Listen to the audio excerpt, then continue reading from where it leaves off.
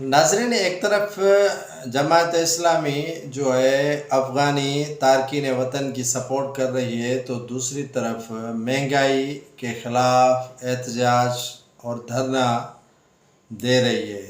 شاید جماعت اسلامی کراچی کے اندر ان افغانی باشندوں کا دھیان حکومت کے طرف سے یا توجہ ہٹانے کے لیے یہ احتجاج کا سہارا لے رہی ہے۔ جماعت اسلامی جو کراچی سمیت پورے پاکستان میں افغان پناہ گزینوں کی حمایتی ہے، ان کی فل سپورٹ کرتی ہے، انہیں شناختی کارڈ بنوا کر دے رہی ہے، تو وہیں پر جماعت اسلامی موجودہ حکومت کے خلاف احتجاج دھرنے دینے جا رہی ہے۔ کل جماعت اسلامی کا گورنر ہاؤس کے سامنے کے الیکٹرک اور نیپرا کے خلاف دھرنا ہے۔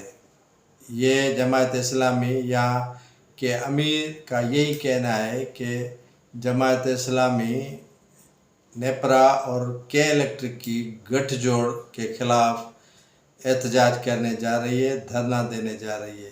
تو دوسری جانب جماعت اسلامی کراچی کے اندر رہنے والے لاکھوں کی تعداد میں غیر ملکی افغانی باشندوں کی بھرپور سپورٹ کر رہی ہے۔ بہتر یہ ہوتا کہ الیکٹرک کے خلاف احتجاج کے دوران ان افغانیوں کو نکالنے کے لیے بھی جماعت اسلامی سراپا احتجاج ہوتی، تو سندھ کا عوام بڑا خوش ہوتا۔